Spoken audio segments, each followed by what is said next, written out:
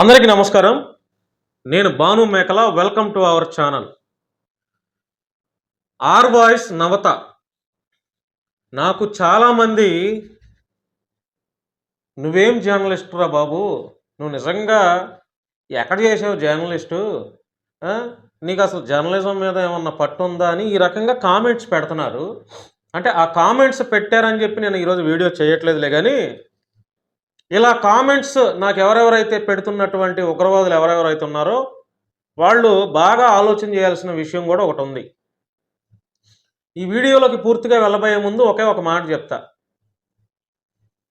నేను పోలీస్ స్టేషన్లో, మా విజయవాడ పోలీస్ స్టేషన్లో ఒక ఫ్యామిలీని అన్యాయంగా పోలీస్ స్టేషన్లోనే పోలీసు వారి ఎదురుగానే రాజకీయ నాయకులు ఒక ఫ్యామిలీని ఆడమగ తేడా లేకుండా కొట్టారని చెప్పి నేను వాళ్ళ తరపున పెట్రోల్ పట్టుకొని పోలీస్ స్టేషన్ ఎదురుగా ధర్నా చేస్తే నా మీద ఆ రాజకీయ నాయకుడు పలుకుబడితో 6 కేసులు పెట్టారు. 6 కేసులు పెట్టి 33 రోజులు జైల్లో పెట్టారు. అంటే చూసుకోండి నేను ఎంత హానెస్ట్గా ఉంటానో బాధితుల తరపున. మొత్తం అలా ఎంతోమంది సమస్యలపై నేను మీడియా ద్వారా ఒక జర్నలిస్ట్గా ఆ సమస్యలను వెలుగులోకి తీసుకొచ్చాను. అంటే ఇవంటే ఎక్కువ ఎక్స్పోజ్ అవ్వలేదు అనుకోండి. ఆ నియోజకవర్గంలో ఆ చుట్టుపక్కల తెలుసు, అందరికీ తెలుసు. అంటే ఎందుకు చెప్తున్నానంటే ఇది గొప్ప కోసం అని కాదు. ఒక జర్నలిస్ట్ అంటే ఒక నియోజకవర్గంలో ఒక జర్నలిస్టు, ఒక రిపోర్టరు, ఒక విలేకరు ఉంటే నియోజకవర్గంలో ఎంతమంది అయితే, ఎన్ని కులాలు అయితే ఉంటాయో, ఎన్ని మతాలు అయితే ఉంటాయో అందరికీ అతను జర్నలిస్ట్ కదా. అందరి సమస్యలు అతను వార్తలు రాయాలిగా. ఒక మతానికో ఒక కులానికో కొమ్ము గాయకూడదు కదా. ఇప్పుడు ఎందుకు చెప్తున్నానంటే ఈరోజు మీడియా గాడి తప్పిపోయింది. ఏది జర్నలిజం? అసలు జర్నలిజం అంటే ఏమంటారు, దేన్ని అంటారు జర్నలిజం? కులానికో మీడియా, పార్టీకో మీడియా, మతానికో మీడియా, మనిషికి ఒక మీడియా. కులానికి ఒక మీడియా, పార్టీకో మీడియా, మతానికో మీడియా, మనిషికి ఒక మీడియా. ఇలా అయిపోయింది మీడియా. ఆడు ఒప్పు అంటే ఈడు తప్పు అంటాడు, ఈడు తప్పు అంటే ఆడు ఒప్పు అంటాడు. ఆ పార్టీ వాడు చేసిన తప్పులను ఇది చేస్తే ఈడికి ఈ పార్టీ వాడేమో, ఈ ఛానల్ వాడేమో ఆడు కావాలని చేస్తున్నాడని, ఇట్లా మీడియా గత 10 ఏళ్ల నుంచి గాడి తప్పేసేసి ఆటో దోలే వాళ్ళు కూడా విలేకరుల అవతారం ఎత్తారు. ఉన్మాద ఆలోచనలు కలిగిన వాళ్ళు కూడా మీడియా అవతారం ఎత్తారు. ఇలాంటి ఆర్ వాయిస్ నవత. ఇప్పుడు నేను హిందువులకి, ముస్లింలకి, క్రిస్టియన్లకి జై కొడుతున్నానండి. జై కొడుతున్నా. ఇదే నా స్టాండ్. హిందువులకి, ముస్లింలకి, క్రిస్టియన్లకి జై కొడుతున్నా. ఏది ఆర్ వాయిస్ నవత అని చెప్పమనండి. అయ్యా ఈ కామెంట్లో పెట్టే బత్తాయిల్లారా. నేను కొడుతున్నా హిందూ, ముస్లిం, క్రిస్టియన్ జై, అన్ని మతాలకి జై కొడుతున్నా, అందరూ బాగుండాలని జై కొడుతున్నా. ఆర్ వాయిస్ నవతను కొట్టమని చెప్పండి. కొట్టిద్దా? జై కొట్టిద్దా? లేదు. నేను హిందువులకు మాత్రమే జై కొడతాను. మిగతా క్రిస్టియన్లు, ముస్లింలు నాశనాన్నే మేము కోరుకుంటున్నాం కాబట్టి వాళ్ళు ఏమైపోయినా మాకు అవసరం లేదు, మేము జై కొట్టాం అని చెప్పి అంటుంది ఆవిడ. ఏదమ్మా జర్నలిజం? దాని జర్నలిజం అంటారా? జర్నలిస్టులు అంటే ఏంటి? ప్రజల సమస్యలను వెలికి తీయాలి, ప్రజలకు అండగా నిలబడాలి కదా. ఆ ప్రజల్లో అన్ని మతాల వాళ్ళు ఉంటారు, అందరికి కదా ప్రజలంటే. నువ్వక్క వెల్కమ్ టు అవర్ ఛానల్. నేను ఆర్ వాయిస్, నేను మీ journalist Navata, welcome to our channel అని చెప్పి మాట్లాడుతుంది. జర్నలిస్టువా నువ్వు? ఏమ్మా అక్రిడేషన్ ఉందా నీకు? నా అక్రిడేషన్ కార్డు ఉందా చూడు అక్కడ. సరేలే, నా అక్రిడేషన్ కార్డు ఇంకోటి చూపిస్తా. ఆవిడకి అక్రిడేషన్ ఉందో లేదో కూడా నాకు తెలీదు. నేను వార్తాపత్రికలతో పాటు అనేక పత్రికల్లో పనిచేశా, డిజిటల్ ప్లాట్ఫామ్లో పనిచేశా. నాకు అక్రిడేషన్ కార్డు ఉంది. అక్రిడేషన్ అంటే చాలామందికి తెలియకపోవచ్చు.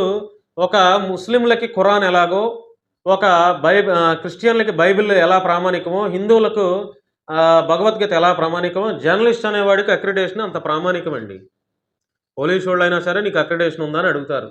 అక్రిడేషన్ ఉందనుకోండి, అక్రిడేషన్ ఉన్న జర్నలిస్టులకి అదొక గౌరవం, అదొక గుర్తింపు. మాకు కోడ్ ఉంటుంది. ఆ కోడ్ అక్కడ మాకు ఇదిగోండి, ఇది నా మీడియా అక్రిడేషన్ కార్డు. ఇది మాకు ఇక్కడ కోడ్ ఉంటుంది. ఆ కోడ్ కొట్టేస్తే మేము ఎక్కడ పనిచేస్తున్నాం, ఏ పేపర్లో పనిచేస్తున్నాం అనేది మొత్తం తెలుస్తుంది. ఇదిగోండి, జనవరి 1 వరకు వ్యాలిడేషను. మరలా ఈ సంవత్సరం మరలా కొత్త కార్డు వస్తుంది అనుకోండి. చెప్తున్నా, ఇది మా అక్రిడేషన్ కార్డు అండి. ఆర్వైస్ నవతకు అక్రిడేషన్ ఉందో లేదో నాకు తెలియదు. ఆవిడకి సమాజం మీద ఏ అవగాహన ఉందో నాకు తెలియదు. పోలీస్ చట్టాల మీద ఏ అవగాహన ఉందో నాకు తెలియదు. రెవెన్యూ చట్టాలపైన ఏ అవగాహన ఉందో నాకు తెలియదు. సిఆర్పిసి అంటే తెలుసో, ఐపీసీ అంటే తెలుసో, బిఎన్ఎస్ యాక్ట్లు అంటే తెలుసో లేదో నాకు తెలియదు. ఒక పోలీస్ ఆఫీసర్ ఏదైనా తప్పు చేస్తే ఏ సెక్షన్తో క్వశ్చన్ చేయాలన్న ఆలోచన ఆవిడకి లేదు. ఎంతసేపు క్రైస్తవుల పైన, ముస్లింల పైన ద్వేషం చెమ్మటం. ఈవిడంట జర్నలిస్ట్ అంట. ఈవిడ శివశక్తి గారు మీటింగ్ పెడితే ఈవిడ స్టేజీ మీద స్పీచ్లు ఇచ్చేది. వీళ్ళు జర్నలిస్టులు. మరి మేమెవరో పోరంబోకులమా? దొంగ కేసులు పెట్టించుకొని ప్రజల తరపున మాట్లాడి ప్రజల సమస్యలను బయటకు తీసి రాజకీయ నాయకులతో కొట్లాడి పోలీసులతో కొట్లాడి ఆ దొంగ కేసులు పెట్టించుకొని ఇప్పుడు కేసులు కొట్టేశారనుకోండి, ఇంకేదో ఒకటో రెండో ఉన్నాయి, 33 రోజులు జైలు జీవితం గడిపి మేమెవరమే? మేము ఉగ్రవాదులమా? నువ్వే జర్నలిస్టు అయితే మత విద్వేషాలు రెచ్చగొడతా నువ్వే జర్నలిస్టు అని చెప్పుకుంటా ఉంటే మరి మేమెవరమమ్మా? మేమెవరం? దగ్గరలమా లేకపోతే పాకిస్తాన్ ఉగ్రవాదులమా? మీడియా ద్వారా దాదాపుగా 150 కుటుంబాలకి ఆర్థికంగా ఆదుకున్నానండి. 150 కుటుంబాలకి. నమ్ముతారా? నా వెనక ఎల్సిడి స్క్రీన్ లేదు, కానీ ప్రతిదీ మొత్తం మనం ఏమేం చేసాం మొత్తం ఒక వీడియో చేయాలని ఉంది నాకు స్క్రీన్ లేదు కానీ. అది మీడియా. మనం మీడియా జర్నలిస్టులుగా పనిచేస్తున్నప్పుడు మనం ఏం చేసాం? 8 ఏళ్ల నా జర్నలిజం కెరియర్లో వెనక తిరిగి చూసుకుంటే నాకు సాటిస్ఫాక్షన్ ఉంది. నా మీద దొంగ కేసులు పెట్టినా, నేను జైలు జీవితం గడిపినా సాటిస్ఫాక్షన్ ఉంది. ఎందుకో తెలుసా? అరే, ఇంత కొట్లాడానా ప్రజల కోసం, ఇంతమంది పేదవాళ్ళకి అండగా ఉన్నానా, ఇంతమంది పేదవాళ్ళకి ఉపయోగపడ్డానా, ఇంతమంది పేదవాళ్ళ కళ్ళల్లో నా తోచిన విధంగా సాయం చేసి వాళ్ళ కళ్ళల్లో ఆనందాన్ని చూశాను. సాటిస్ఫాక్షన్ ఉంది. నేను మత గొడవలు పెట్టలా, మత విద్వేషాలు రెచ్చగొట్టలా. మరలా చెప్తున్నా, హిందూ ముస్లిం క్రిస్టియన్లు అందరికీ జై కొడుతున్నా. నువ్వు కొట్టగలవా? ఆర్వాయిస్ నవత, నువ్వు జర్నలిస్టువా? నువ్వు జర్నలిస్టు అమ్మా. అదేమంటే ఈవిడ అంటదే తల్లి లాంటి మతాన్ని మారుస్తున్నారు, తల్లిల మతం మారితే తల్లిని మార్చినట్టే అని. మరి ఇదే క్వశ్చన్ నేను అడుగుతున్నా. అసలు మొట్టమొదటగా నీ తల్లి దగ్గరికే కదా వచ్చింది దళిత కులాలు. నీ తల్లి దగ్గరికి వస్తేనే నీ తల్లి గుళ్ళోకి రానివ్వలా. నీ తల్లి దగ్గరికి వస్తేనే నీ తల్లి అన్నం పెట్టలా. నీ తల్లి దగ్గరికి వస్తేనే నీ తల్లి చదువు చెప్పలా. నీ తల్లి దగ్గరికి వస్తే వేదాలు చదువుతావంటే వేదాలు చదవనివ్వలా. నీ తల్లి ఊరవతల పెట్టింది. మరి ఇదేనా తల్లి? తల్లి కొడుకుల్ని కూతుర్ని చూసే ఇదేనా? మరి ఊరవతల పెట్టి వెలివేసి నువ్వు అంటరానోడురా, నువ్వు వేదాలు చదవకూడదు, నువ్వు గుళ్ళోకి రానివ్వలేదు అన్నటువంటి నీ తల్లి ఇలా చేయొచ్చా? నీ తల్లి అలా చేసింది కాబట్టే ఇంకో తల్లిలో ప్రేమను వెతుక్కున్నారు. నీ తల్లి గుళ్ళోకి రానివ్వలేదు కాబట్టే ఇంకో తల్లి యొక్క ఒడిలో ఈ దళిత కులాలు అందరూ అక్కడికి వెళ్ళి చేరారు. నీ తల్లి చదువు చెప్పలేదు కాబట్టే ఇంకో తల్లి చదువు చెప్తానంటే ఆ తల్లి దగ్గరికి వెళ్ళారు. నీ తల్లి గుడిలోకి రానివ్వలేదు, బడిలోకి రానివ్వలేదు, వేదాలు చదవలేదు కాబట్టే ఇంకొక తల్లి ఇవన్నీ చేసింది కాబట్టే ఆ తల్లి దగ్గరికి వెళ్ళారు. నీ తల్లి ఊరవతల పెట్టింది, కానీ ఇంకొక తల్లి గుడిలోకి రానిచ్చింది, బడిలోకి రానిచ్చింది, ఒళ్ళు హక్కును చేర్చుకుంది. ఏంటి మతం మారితే తప్పు అంటారు? ఇప్పుడు చెప్పు, ఎవరిది తప్పు? నీ తల్లిది కదా తప్పు. నీ తల్లే గుళ్ళోకి రానిచ్చుంటే ఈరోజు ఎవడ మతం మారేవాడు? తప్పులన్నీ మీ ముడ్డు కింద పెట్టుకొని ఎవరినంటారమ్మా మీరు? నువ్వు జర్నలిస్టువా? పనికి మాలాడు జర్నలిస్టువి నువ్వు. ఏం జర్నలిస్టువి నువ్వు? మత విద్వేషాలు రెచ్చగొడతావా? ఆర్వాయిస్ అనేది పనికి మాలిన ఛానల్ అండి. ఎంత భయంకరమైన ఛానల్ అంటే, మరి నేను గతంలో కూడా ఛాలెంజ్ చేశా. వీళ్ళు ఎవరు ఛాలెంజ్ చేసిన వాళ్ళు ఎవరో రారు మనతో డిబేట్కి రారు. ఎందుకంటే మనం అడిగే క్వశ్చన్లకి వాళ్ళ దగ్గర ఆన్సర్లు ఉండవు కాబట్టి బిత్తర చూపులు చూస్తారు కాబట్టి రారు. వీళ్ళు జర్నలిస్టులు అంట. ఒరే పనికి మాలిన బత్తాయి వెదవల్లారా, నన్ను జర్నలిస్టా అని క్వశ్చన్ చేసేటప్పుడు ఆర్వాయిస్ నవత లాంటి ఉగ్రవాద ఛానల్ నడిపే చాలామంది అసలు వాళ్ళకి కార్డులు ఉండయా? వాళ్ళు ఏం జర్నలిస్టులు, వాళ్ళు ఏం పోటుగాళ్ళు, సమాజం మీద వాళ్ళకి ఏం అవగాహన ఉందనేది కూడా ఎంక్వైరీలు చేసి లేకపోతే వాళ్ళని కూడా క్వశ్చన్ చేయండి రా. క్వశ్చన్ చేయండి. 100% మా వాళ్ళ తరపున నేను క్వశ్చన్ చేస్తానే ఉంటా. మీరు నన్ను ఉగ్రవాదం అనుకున్నా లేకపోతే ఇంకేదనుకున్నా నేను చెప్తున్నానుగా, హిందూ ముస్లిం క్రిస్టియన్ ప్రతి ఒక్కరికి జై కొడుతున్నా. హిందువులు ఆరాధించే శ్రీరాముడికి జై కొడుతున్నా, క్రైస్తవులు ఆరాధించే యేసుప్రభుకి జై కొడుతున్నా, ముస్లింలు ఆరాధించే అల్లాకి జై కొడుతున్నా. ఏది కొట్టమను? ఆర్వాయిస్ నవతాని కొట్టమను. క్రిస్టియన్లకి ముస్లింల మీద ఎంతకాలం ఏడుస్తారు? ఇది పవిత్రమైనటువంటి నెల క్రిస్మస్, డిసెంబర్ నెల. క్రైస్తవులు ఎంతోమంది ప్రపంచ దేశాలు, ఒక్క అమెరికాలోనే 1,00,000 కోట్లు ఖర్చు పెడతారు క్రిస్మస్కి. తెలుసా? 1,00,000 కోట్లు ఖర్చు పెడతారు ఒక్క అమెరికాలోనే. ప్రపంచ దేశాల్లో లక్షల కోట్లు ఖర్చు పెట్టి క్రిస్మస్ పండుగ సెలబ్రేషన్ చేస్తారు. ఈరోజు బైబిల్ పట్టుకున్న వాళ్ళు, చర్చిలకు వెళ్ళిన వాళ్ళందరూ ఎస్సీలుగా బీసీసీ సర్టిఫికేట్లు తీసుకోవాలంటున్నారు కదా. బైబిల్ పట్టుకుంటేనే చర్చిలోకి వెళ్తే రేవంత్ రెడ్డి పట్టుకుంటున్నాడు బైబిల్. రేవంత్ రెడ్డి చర్చికి వెళ్తున్నాడు, చంద్రబాబు నాయుడు చర్చికి వచ్చాడు, బైబిల్ పట్టుకున్నాడు. ఈ రాష్ట్రాల్లో ఎంతమంది రాజకీయ నాయకులు ఉన్నా అందరూ బైబిల్ పట్టుకున్నారు, బైబిల్ వాక్యాలు చదివిన వాళ్ళు అందరూ చర్చికి వచ్చిన వాళ్ళే. ఫస్ట్ ఆఫ్ ఆల్ వాళ్ళందరి యొక్క సర్టిఫికెట్లు బీసీసీలుగా మార్చిన తర్వాత అప్పుడు మాట్లాడండి రా, నా కొడుకైనా క్రిస్టియన్లకు బీసీసీ సర్టిఫికెట్ తీసుకోవాలని చెప్పి. ఒరే పనికిమాలిన రాధా మనోహర్ దాస్, ఒరే కర్రి కరుణాకర్, మాట్లాడండి రా. ఎంతమంది అయితే రాజకీయ నాయకులు ఉన్నారో అంతమంది చర్చిలుగా వెళ్ళకపోతే వాళ్ళ బతుకులు లేవు. దళిత కులాలు, క్రిస్టియన్ల ఓట్లు వాళ్ళకి లేకపోతే వాళ్ళకి లేవు. రీసెంట్గా మంగళగిరిలో నారా లోకేష్ వెళ్ళి ఎన్ని మంచి మాటలు చెప్పాడు ఆ కృపా సమాజం అనే చర్చిలోకి వెళ్ళి చూడండి రా యూట్యూబుల్లో. నిజమైన హిందువులు, భక్తిగల హిందువులు వాళ్ళ పనులు వాళ్ళు చేసుకుంటున్నారు. మీలాంటి చవట దద్దమ్మలు కూలీనాలి చేయటం చేతగాక గొడవలు పెట్టి, మతాల మధ్య గొడవలు పెట్టి మీ కోట్లు సంపాదించుకుంటున్నారు. ఈ ఆర్వాయిస్ నవత అమ్మ, నీకు నిజంగా అంత ధర్మ పరిరక్షణ కోసం అంత పోరాట యోధురాలు అయితే యూట్యూబ్లో కూర్చొని మాట్లాడటం కాదు, రియాలిటీలోకి రా, గ్రౌండ్ రియాలిటీలోకి వచ్చి చైతన్యం చేయి. ఈరోజు మత మార్పిడి, మత ప్రచారం మీరు చేసుకోండి. మీకు దమ్ము లేదా మత ప్రచారం? మీరు చేసుకోండి మత మార్పిడి, వస్తారేమో చూడండి. క్రిస్టియన్ల మీద బాబు మీకు ఒకటే చెప్తున్నా, క్రిస్టియన్లు పాస్టర్లు ఎవరెవరైతే మీ మీద తిరగబడుతున్నప్పుడు మీరు మౌనంగా వెళ్ళొద్దు, తిరగబడండి. మీరు కూడా ఎంతకాలం మౌనంగా ఉంటారా? మీరు బుద్ధి రావట్లేదా? సిగ్గు రావట్లేదా? నేను ఒకటే చెప్తున్నా, మనకి కనపడనటువంటి దేవుడిని మనసులో స్మరించుకోండి, మనసులో కొలుచుకోండి, మనసులో ఆరాధించుకోండి, మనసులో పూజించుకోండి.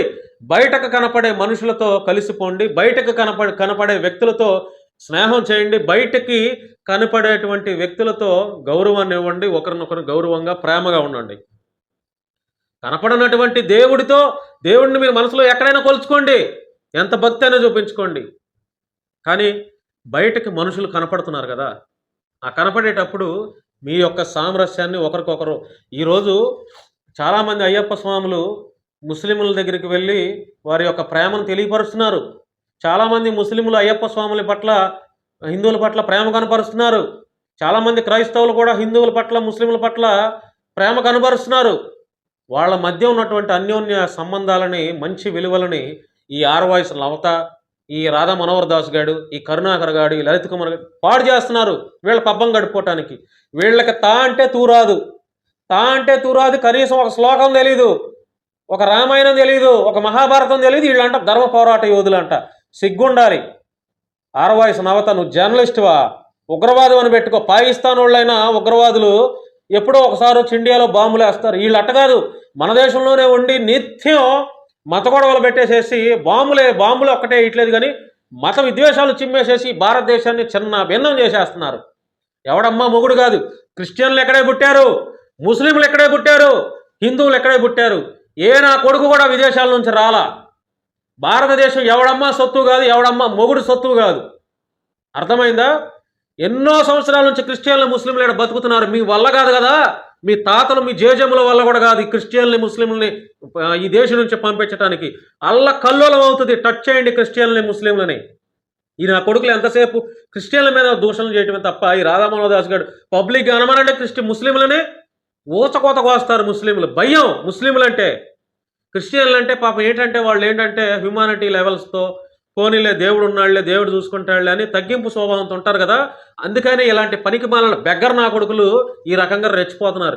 మీరు కళ్ళు తెరవకపోతే క్రిస్టియన్లారా, పాస్టర్లారా, మీరు లీగల్గా యాక్షన్ తీసుకోవాలి. ఎలాంటి ఉన్మాద చర్యలపైన మీరు మౌనంగా ఉండటమే ఈ నా కొడుకులకి కాళ్ళు ఇచ్చినట్టు ఉంటుంది. మేము పోరాడుతున్నాం, మాకు మద్దతుగా ఉండండి, అండగా ఉండండి, సపోర్ట్గా ఉండండి, కోర్టుల్లో కేసులు వేయండి. ఇలాంటి లుచ్చ లఫంగి వెధవల యొక్క తాట తీయండి. ఎంతకాలం మౌనంగా ఉంటారు? రోషం రావట్లేదా? ఆర్వాయిస్ నవత, నీకు ఇదే చెప్తున్నా, నీ ఉన్మాద బిహేవియర్ ఆపమ్మా. నువ్వేం జర్నలిస్టు కాదు, నువ్వు అంత పీకుడు దానివి ఏం కాదులే కానీ ఆపు. నువ్వేమి ప్రజల సమస్యలు ఒక్క ప్రజల సమస్య ఈ ఛానల్లో ఉండదు. నువ్వు జర్నలిస్ట్వా? సిగ్గుండాలి. ఆడదానివి కాబట్టి సరిపోయావు కానీ, లేదంటే ఇంకెక్కువ మాటలు వస్తున్నాయి నాకు. కంట్రోల్ చేసుకుంటున్నా. ఎంతసేపు ప్రతి చర్చిలో, ప్రతి పాఠశాలల్లో వినాయక చవితులు పెడతారండి. ప్రతి ఒక్క స్కూల్స్లో దసరా ఉత్సవాలు చేస్తారండి. ప్రతి ఒక్క పాఠశాలలో క్రిస్మస్ సెలబ్రేషన్ ఎంతో కాలం నుంచి చేస్తున్నారు. ఏంటమ్మా తప్పు? మతాలకు అతీతంగా మత సామరస్యాన్ని కాపాడుతూ ఏంటి క్రిస్మస్ పండగలు చేస్తే ఏంటి తప్పు? ఏంటి తప్పు? తప్పుందా? ఎంత మత ఉన్మాదం! నిజంగా పాకిస్తాన్ వాళ్ళ కంటే మీరు టెర్రరిస్టులు, ఉగ్రవాదులు. మీరు కాషాయ కండువాలు వేసుకున్న ఉగ్రవాదులు మీరు. చి ఇదే ధర్మం చెప్పేది. సనాతన ధర్మం ఇదే చెప్తుంది. మనిషిని మనిషిగా చూడలేని వాళ్ళని, ఎదుటి మతాలను గౌరవించలేని మీరు సనాతన ధర్మవాదులా? మీరు ఆ ధర్మాన్ని కాపాడేది, మీరు ఆ ధర్మం కోసం పోరాడేది. సిగ్గుండాలి. పనికిమాలిన వెదవల్లారా, పనికిమాలిన సన్నాసులారా, మీరు జర్నలిస్టులు, మీరు బతుకులు. అద్దంలో చూసుకోండి ఏ రోజైనా. ఆర్వాయిస్ అంట, ఆర్వాయిస్. నేను మీ జర్నలిస్ట్ని అవుతా. ఎక్కడ జర్నలిస్ట్ అమ్మా? ఎక్కడ జర్నలిజం చేసావమ్మా నువ్వు?